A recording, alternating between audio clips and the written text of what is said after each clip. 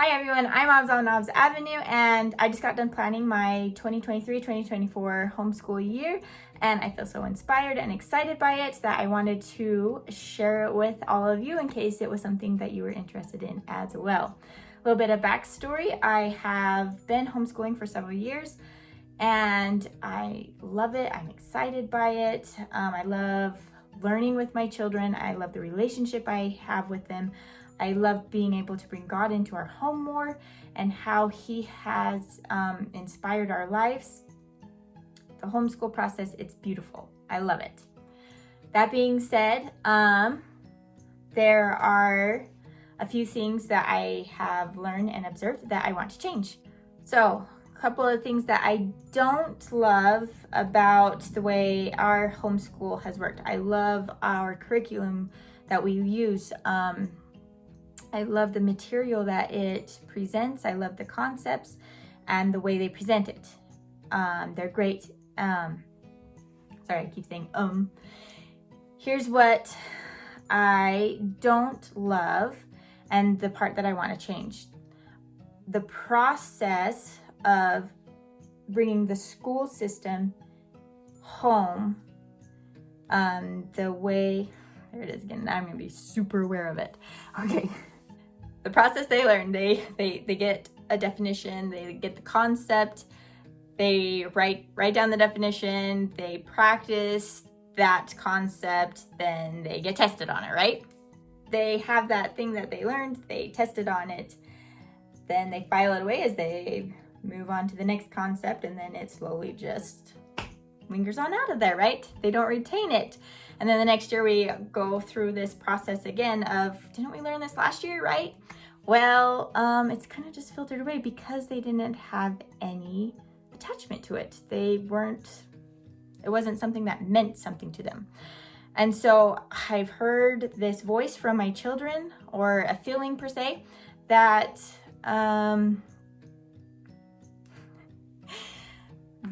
they, oh my goodness, I'm not gonna get over that word. I've set out assignments for them to where I get pushback from them. I don't want to do this. Oh, do we have to write this paper? Oh, do I have to do all those math problems? It's not an enjoyment. And so from this voice or feeling that I get and pushback has caused me to pause and to rethink the process that I want to go through this. And through this pause, I researched and came up with what my personal goal or that I'm aiming for. So my personal goal is I want to, me as a mom and as a teacher over these special souls that have been sent to my home, my job is to inspire them, to inspire the love of learning, to inspire wanting to devour all of that around them, to have a desire to reap the rewards of the hard work that they put in, to be inquisitive about the world around them, to have questions and to want to find out the answers, and to know processes or ways that they can go through to find the answer. This is my job. My job is to inspire rather than require. And the requirement process is that checklist. Here's your definition, write it down, practice it, take a test on it, move on. Here's your math concept, practice it over and over, take a test on it, move on to the next one, right? So I've researched all these methods, the unschooling method, all the different types of schedules, all the free learning in your environment. There's so many methods out there, and there's so much good in everything that everyone puts out there, right? And so I want to kind of take a little bit from all of them, but not one of them kind of fits my family just right. And so I was struggling. I have already started to apply this in our science and history types of curriculum. I love family schooling. I love learning things together. We dive deep and it creates conversation at the dinner table and in the car, and we're all on the same page, and this child's idea can inspire this child's idea and questions arise. And I love family schooling. I love unit studies. That's how I work. Okay, so I pulled those ones. That's how I work. Now, how do I apply this? Because I want to do camps. Camp's my idea of how I want to do it, but I don't know how to apply it into my homeschool because I have math and LNA. So that throws everything else off, right? As far as scheduling, because I do believe in having some sort of schedule, but I also love the free schooling, and I do believe that we are learning every day in our environment, and we have hundreds of opportunities each day with our children that arise, and do we partake of those opportunities to teach and learn and grow with them? Yes, I believe in the free school part of there's things to be learning every day, and there's so many good messages in books and reading and soaking up all the knowledge and those things. But I also believe in the structure side of the things that kind of fall through the cracks of times tables and having these base foundations that we can build on. I do believe in having a little bit of the structured school in a sense of building their foundation. So I needed something that I could have structure, but that my structure wouldn't take away from our family school and our free school and diving deep. So I needed them to all match together, but it wasn't working. And so I came up with the idea of camps, or I've observed my children in camps. We've done like music camps and other kind of things like that, where they get inspired and this flame of learning gets ignited and they want to learn more and they are into it. And so I wanted to take this camp idea into my homeschool. I couldn't get it to work because I kept running into the math and LNA wall, because we do that every day. It's a rush because those are our foundation ones, and so those ones would always be first, and then all the fun, growth, exciting things was last. And so sometimes we didn't get to do any science experiments, or we didn't get to dive deep into a person in history that I wanted to, or just some of those beautiful things. So I kept getting stuck on math and LNA.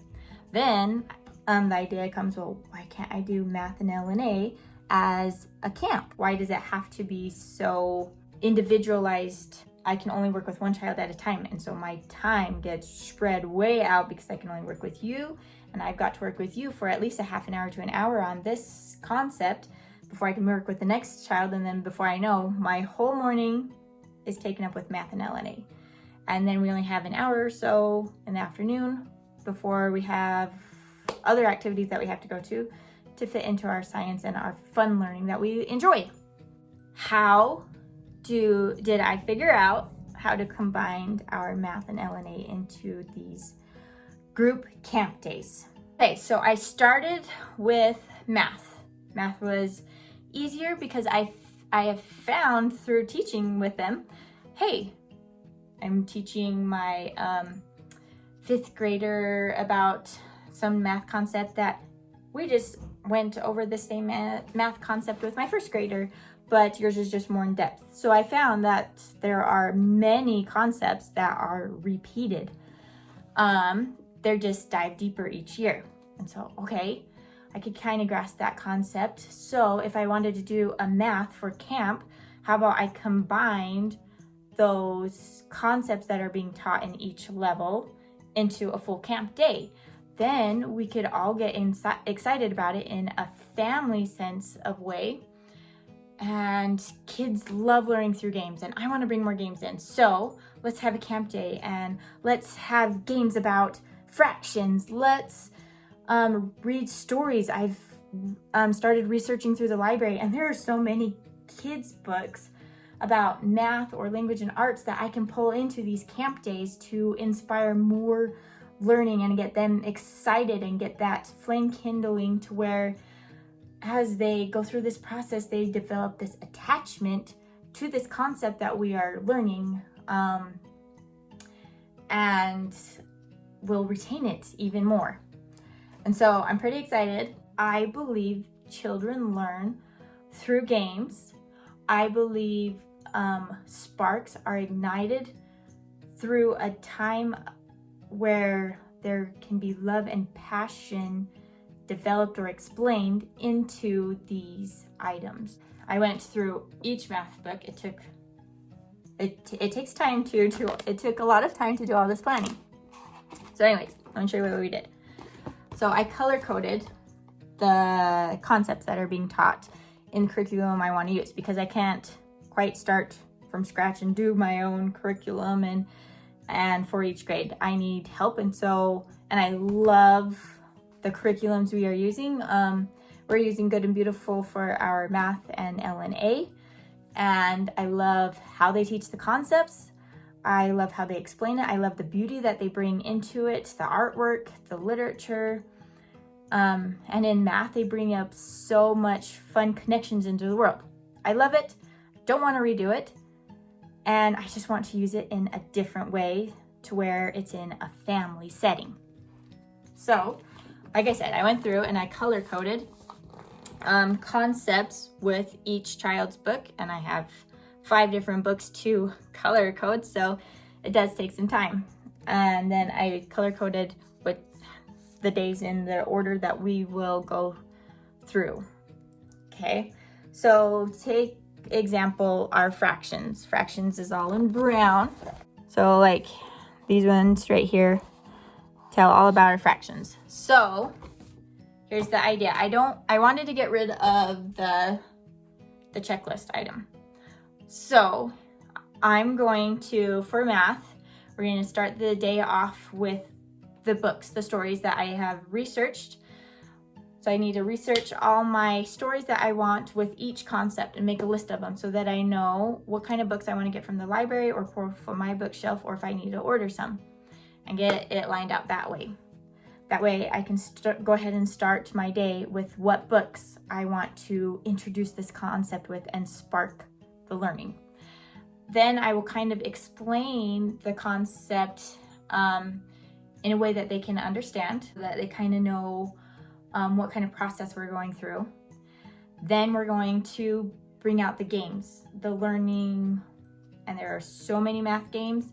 Go Pinterest it. I ordered actual board games that we can play, and organized the games that we will be playing through each concept. And so we're going to have game time. We're going next. I can't do it. We will have a little bit of looking through their curriculum. We're going to read the stories and see how it pertains in real life. And I can also see if they are grasping the concept or if it is confusing to them, so that I, as a teacher, see which kind of course I want to take. So for our math camp, we have our ignition period. We read stories, find songs, there's YouTube videos, there's so many resources out there. Research them. I plan to start my day off with 20 minutes of mom teacher time so that I can gather and put everything together for that day before I start my day. It goes so much better if I am prepared and they're not waiting for me to find the video or to do all those things. So I plan on each morning before we start to take my own teacher period time, because that's what works best for me. Sometimes it might work better to plan it the night before for you. Whatever works best. So I need some teacher time with each camp day. Then we can go ahead and start with our books, our YouTube videos, our ignition period. We introduce the concept, then we apply it through games, fractions. We can get into baking and activities, right? And then we kind of pull out some of the bookwork and dive a little bit deeper of the concepts per age level. Do you understand this layer of fractions if we go a little bit deeper? Do you know about numerators and denominators, and kind of explaining the concept just a little bit further for each level?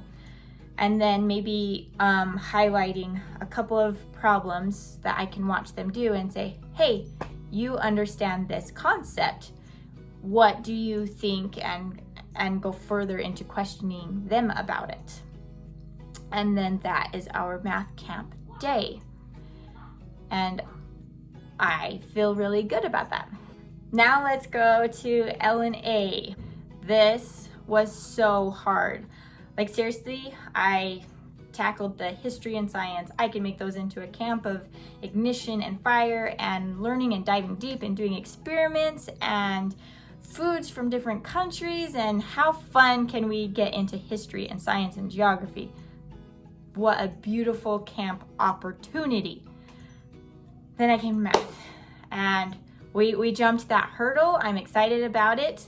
I can make it into a camp family unit and build upon it in layers. I'm excited about math.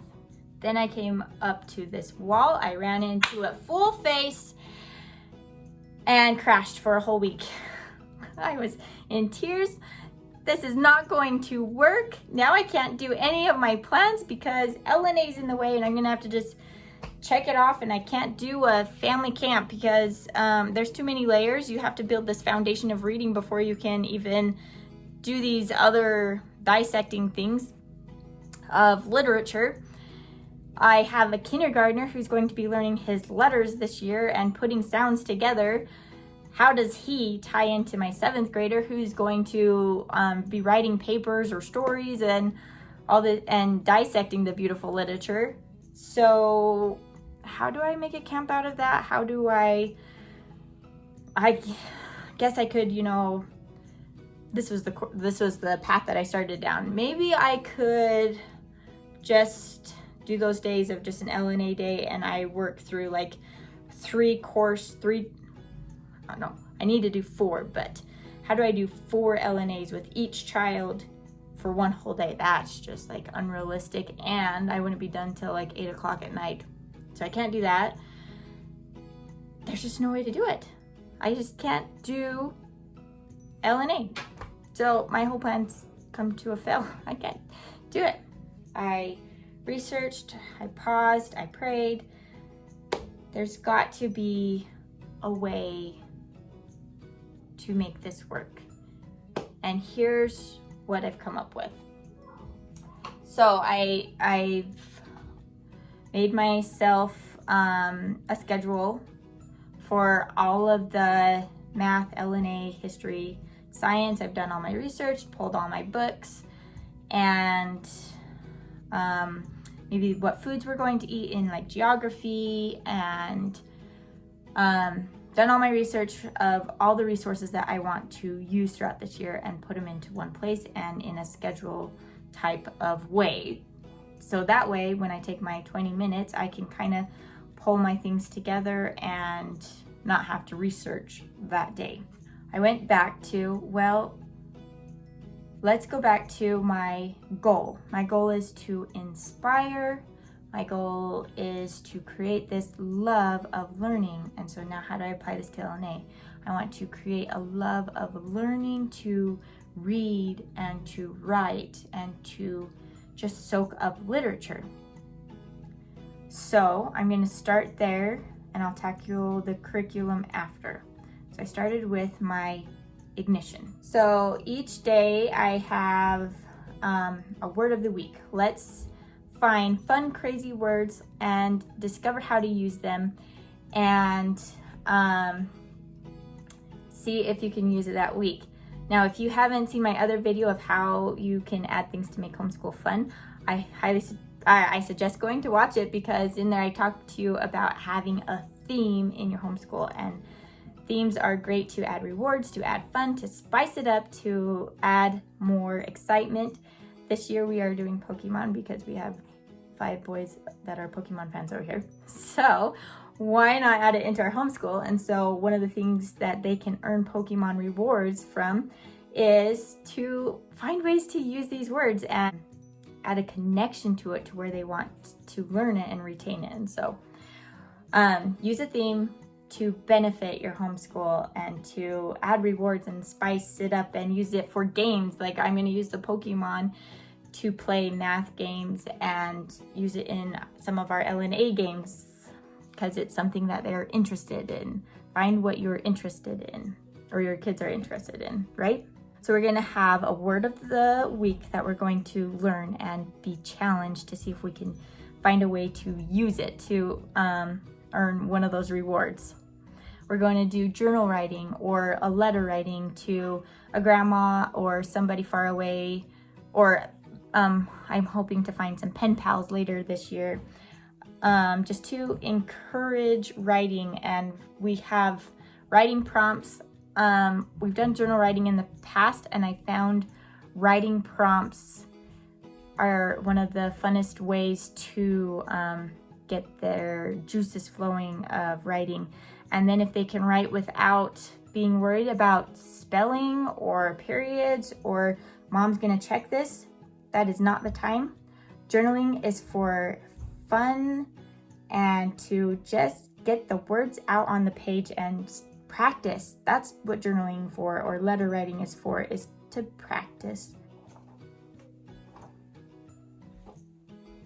So some of the games that I had got, we just got some CVC spelling games for my younger kiddos.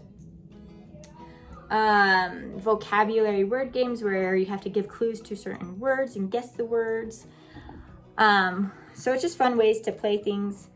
And then we have some games that our curriculum actually comes with, and something to tie our theme into it with Mad Libs of practicing nouns and verbs and those kind of things.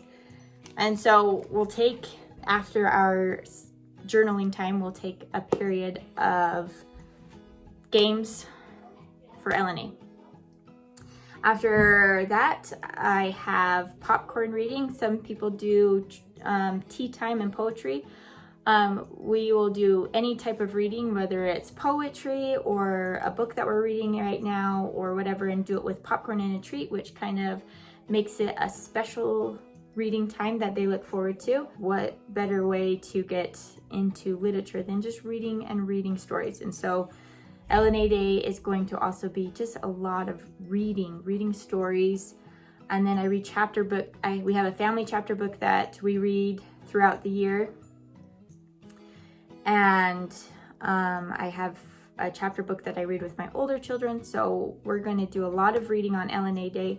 And then we're going to do 2 concepts out of our LNA books. Those I could not find a way to make it into a unit.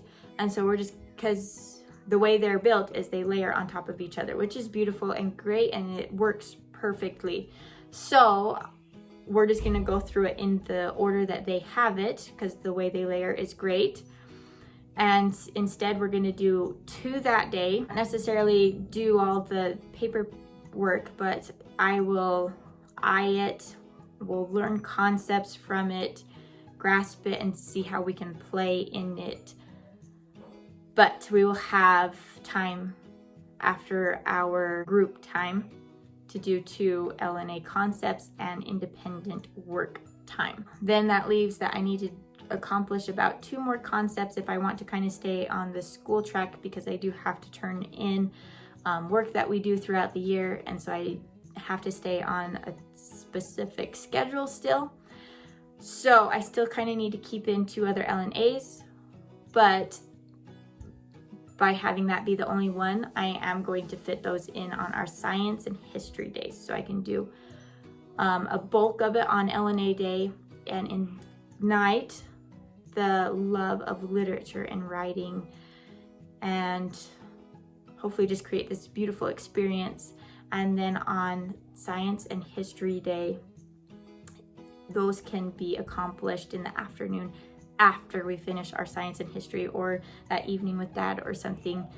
That's when those will be accomplished, so that I can still, I have all my foundations covered, but in a way that is ignited. And last but not least, I will show you a little bit of my homeschool, because it is organized by themes and categories rather than by child. So we have these white containers. So we have an L and A one, we have a math one. This one is elective, so they have like a binder type thing. They're actually really cool because I don't like binders because once we pull them all out on the table, not everybody can open up their binders on the tables, and they're so big and bulky. I have a hard time with binders. So I found these cool ones. So this is their elective drawer. They have their art and Spanish. Oh, that was another thing I didn't tell you about. We are doing Spanish. We've been doing it for 2 years, so we're starting to get a little bit more fluent in it. And so we will do, we love doing Spanish during lunch while we're eating and watching little Spanish videos or going over new words and practicing, asking to please pass the macaroni and cheese. Pasta de macarrones con queso, por favor. And so they like to practice that. And then my challenge to them this year is to be able to, we're only going to speak Spanish from lunch until 2. So it's like an only Spanish thing. So that's how we are going to be practicing it this year. Anyways, there's these binders I was telling you about. So it is a soft bound so that when they open it up, they can actually fold it over like a notebook. And then I put these folders in here. Let me get to one of them. Isn't being used. That have these because sometimes we have a lot of papers that they just want to put in there. And then here's where they can write down different concepts or ideas that they're wanting to learn about. I'm not sure how we'll use that paper this year, but this is how these binders work. Is they fold over like a notebook. These drawers are for their electives. Okay, here is where we have math games and math manipulatives that we're going to be using. So all of those are in here. These are building blocks and Play-Doh and just learning type of toys. We've decluttered a whole lot. And so this is kind of the setup that I have. We love to do art.